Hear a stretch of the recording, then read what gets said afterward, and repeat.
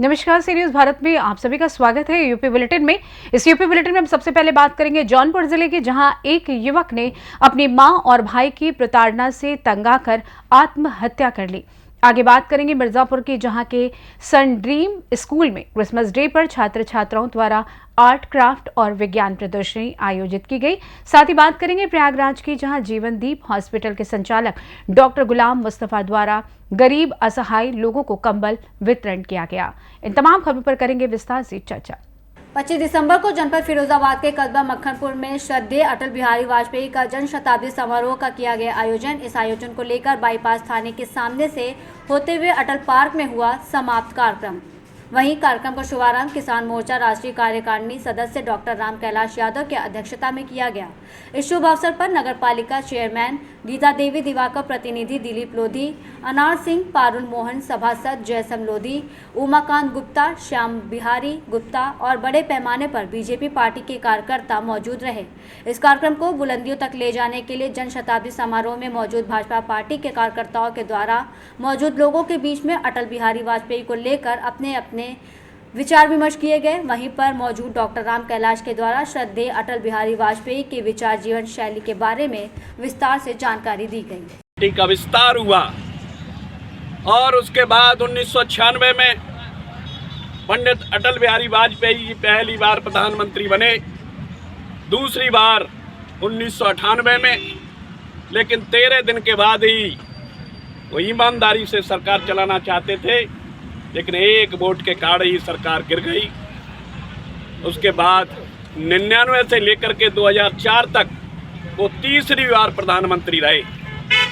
आज उनके जन्मदिन पर हम लोग यहाँ भारतीय जनता पार्टी के कार्यकर्ता सब एकत्रित हैं। मैं भारत रत्न पंडित अटल बिहारी वाजपेयी जी के आज जन्मदिन के उत्सव पर सभी भारतीय जनता पार्टी के ज्येष्ठ श्रेष्ठ कार्यकर्ता बंधुओं का हृदय से आभार व्यक्त करता हूं, बधाई और धन्यवाद देता हूं। और धन्यवाद देता हूं आदरणीय देश के प्रधानमंत्री भाई नरेंद्र भाई मोदी जी को, जिन्होंने आज के दिन को, आज इनके जन्मदिन को सुशासन के दिवस के रूप में मनाने का संकल्प लिया है। मुझे आशा ही नहीं बल्कि पूर्ण विश्वास है कि निश्चित रूप से पंडित अटल बिहारी वाजपेयी जी के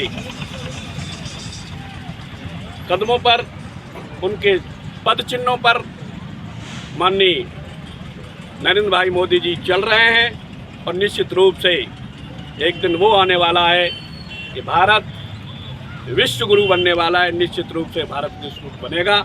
बहुत बहुत धन्यवाद। मैं पुनः सभी कार्यकर्ता बंधुओं का हृदय से आभार व्यक्त करता हूं, बधाई देता हूं। बहुत बहुत धन्यवाद।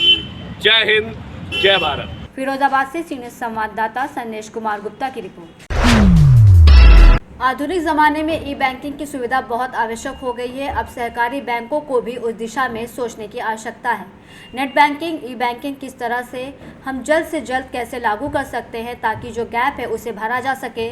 आज ये बात जम्मू कश्मीर के उपराज्यपाल मनोज सिन्हा ने जिला पंचायत हॉल में जिला सहकारी बैंक के ATM कार्ड की सेवा का शुभारंभ करते हुए कहा। उन्होंने कहा कि जिन कारणों से मुख्य रूप से बैंक घाटे में जाते हैं वो कारण जल्द से जल्द समाप्त हो सके। यह आवश्यक है। जितना लाभांश अर्जित होगा बैंक किसान को उतना ही धन देगा, सहकारी समितियों को पुनर्जीवित करने में सहयोगी होगा। उन्होंने कहा कि जो लक्ष्य देश के सामने है उसको प्राप्त करने के लिए हमें फिर से अपनी अर्थव्यवस्था को तेज गति से आगे बढ़ाना होगा। जब तक किसान कृषि की हालत देश में नहीं बदलेगी तब तक कोई ताकत हमें विकसित भारत नहीं बना सकती। मनोज सिन्हा सहित मंचासीन अतिथियों ने ATM कार्ड का अनावरण कर लोकार्पण किया। जिला सहकारी बैंक अध्यक्ष सरोजेश सिंह ने मुख्य अतिथि का पुष्पगुच्छ, स्मृति चिन्ह और अंगवस्त्र से स्वागत अभिनंदन किया। संचालन प्रवीण कुमार सिंह ने किया। इस अवसर पर राज्यसभा सांसद डॉक्टर संगीता बलवंत, भाजपा जिलाध्यक्ष सुनील कुमार सिंह, बैंक के उप सभापति अक्षय लाल गुप्ता, सचिव, मुख्य कार्यपालक अधिकारी बैंक और सहायक आयुक्त और सहायक निबंधक अंसर कुमार मौजूद रहे। प्राथमिक समितियां हैं जो गैस एजेंसी चला रही हैं, पेट्रोल पंप चला रही हैं, वो फर्टिलाइजर का लाइसेंस हो या CIC के सेंटर्स हों इस तरह की अनेक व्यवस्थाएं आज देश में प्रारंभ हुई हैं। वक्त लगेगा और 1.5 लाख से ज्यादा प्राथमिक समितियां फिर से देश में बनाई गई हैं। जो लक्ष्य रखा गया है, मैं समझता हूं कि सही दिशा में भारत आगे की ओर बढ़ रहा है और जो देशवासियों का एक संकल्प है माननीय प्रधानमंत्री जी के कारण कि 2047 में जब देश आजादी का शताब्दी वर्ष मनाए तो हम एक विकसित भारत बना सके। एक समय था जब दुनिया की अर्थव्यवस्था में हमारे देश का योगदान किसी भी देश से ज्यादा हुआ करता था। अगर इतिहास की बात मैं करूं तो 11वीं शताब्दी के आसपास वर्ल्ड जीडीपी में मैंने दुनिया की अर्थव्यवस्था में भारत का योगदान लगभग 33% से ज्यादा हुआ करता था। आज जो दुनिया के विकसित देश माने जाते हैं, अमेरिका हो, ब्रिटेन हो, यूरोप के देश हो, तो उनका योगदान हमारी तुलना में बहुत कम हुआ करता था। 15वीं शताब्दी आते आते हमारा ये योगदान घटकर 25% हो गया। आक्रांताओं का फिर दौर शुरू हुआ, विदेशी आक्रांता आए, धन, यश, वैभव सब कुछ हमारा लूट कर ले गए और जिसके कारण हमें हमारी अर्थव्यवस्था भी खराब हुई। और जब देश हमारे महान स्वतंत्रता सेनानियों के संघर्ष के कारण 1947 में आजाद हुआ तो 1950 में जो सर्वेक्षण किया गया उसमें भारत की जो अर्थव्यवस्था है इतनी खराब हो गई थी कि वर्ल्ड जीडीपी में हमारा हिस्सा केवल 4% रह गया। जो देश कभी 33% योगदान देता था वो घट करके 4% हो गया। इन कारणों पर हमें विचार करने की आवश्यकता होगी।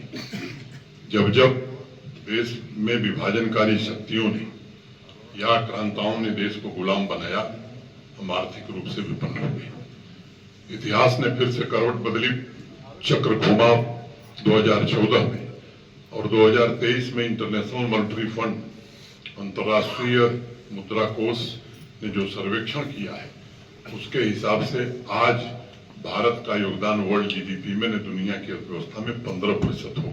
गाजीपुर से सी न्यूज़ संवाददाता हसन की रिपोर्ट।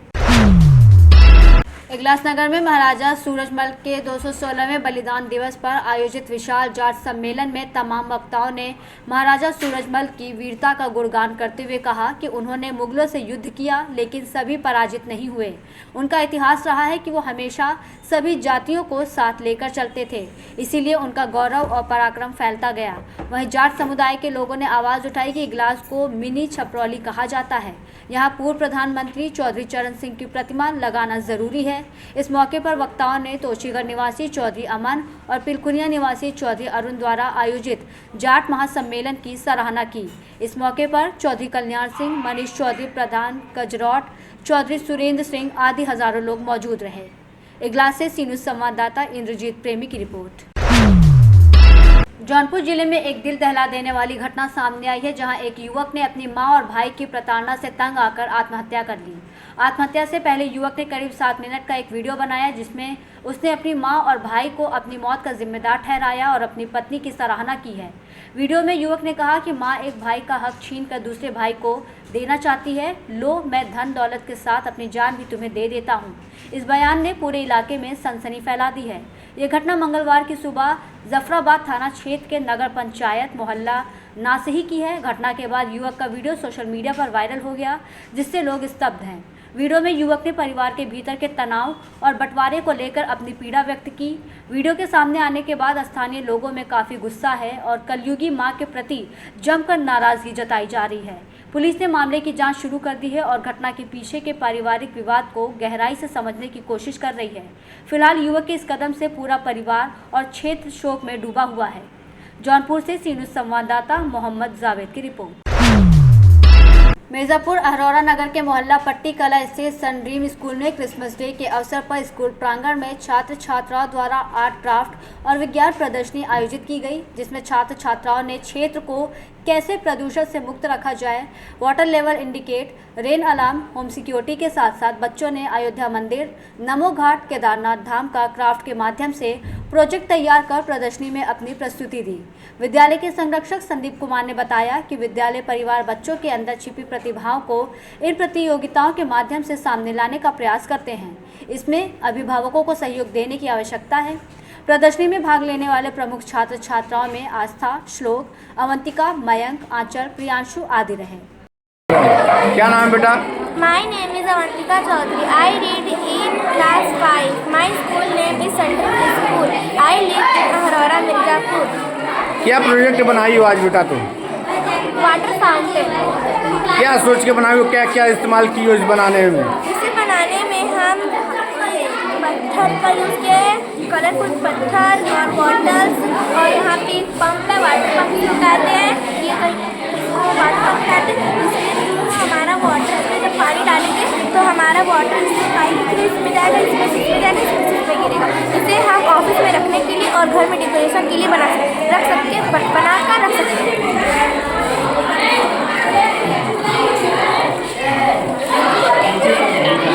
क्या नाम बेटा, किस क्लास में पढ़ती हो? My name is Asta Kesri. My name is Shraddha Kesri. We are in class 5. My project name is laser lights and projector. हाँ बताओ। इससे आप घर की सुरक्षा कर सकते हैं और इससे चोरी होने की संभावना बहुत कम हो जाती है।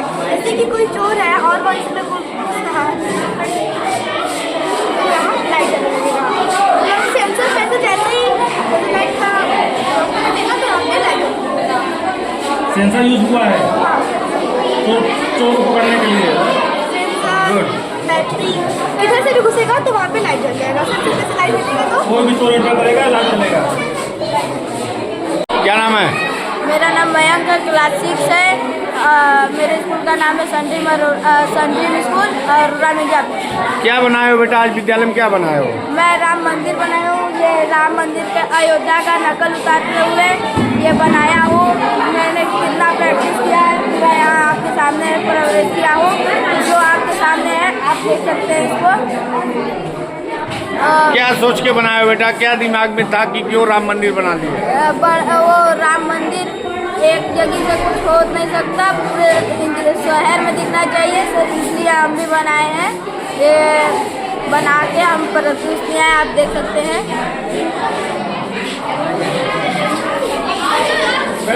आज क्रिसमस डे है, विद्यालय में किस प्रकार का प्रोग्राम मनाया गया है? मेरा नाम संदीप कुमार है, मैं संड्रीम स्कूल का प्रबंधक हूँ। आज क्रिसमस डे के अवसर पर हमारे बच्चों द्वारा क्राफ्ट और आर्ट का एग्जीबिशन लगाया गया है, जिसमें अनेक प्रकार के बच्चे अनेक प्रकार के वस्तु को बनाया गया है। अपने क्राफ्ट के द्वारा ये दिखा रहे हैं कि कैसे अपने संसार को, अपने वर्ल्ड को बचा सकते हैं। जैसे हुआ वर्ल्ड पोल्यूशन डे हुआ, और वाटर पोल्यूशन हुआ, एयर पोल्यूशन हुआ, ये सब बच्चों अपने क्राफ्ट के द्वारा दिखाने का प्रयास कर रहे हैं। बच्चे के अभिभावक के लिए क्या कहना चाहेंगे आज के दिन? बच्चों के अभिभावक से हमारा निवेदन कि जो हम लोग मार्गदर्शन दे रहे हैं वो बच्चों के साथ सहयोग करें, ताकि बच्चे का जो अंदर जो छिपी प्रतिभा है वो बाहर निकल सके। मिर्जापुर से सी न्यूज़ संवाददाता अनिल केसरी की रिपोर्ट।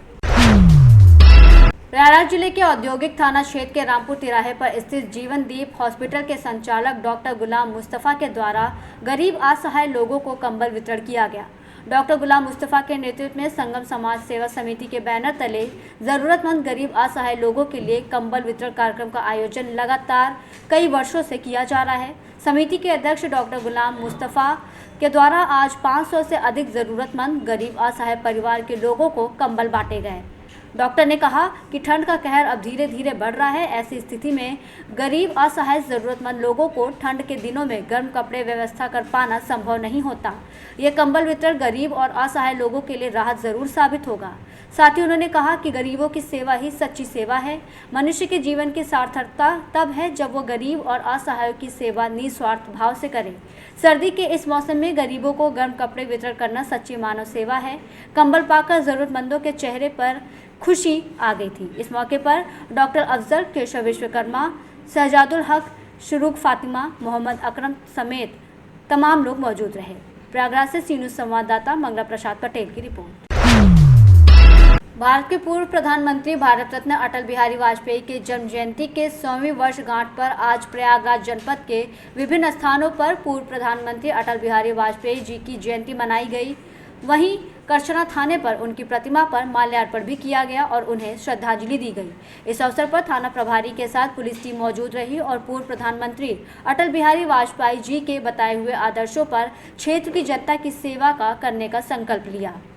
प्रयागराज से सी न्यूज़ संवाददाता मंगला प्रसाद पटेल की रिपोर्ट। फिलहाल इस खास बुलेटिन में बस इतना ही। देश दुनिया की तमाम बड़ी खबरों को जानने के लिए जुड़े रहें सी न्यूज़ भारत के साथ। हर खबर आपके साथ, आपके हाथ।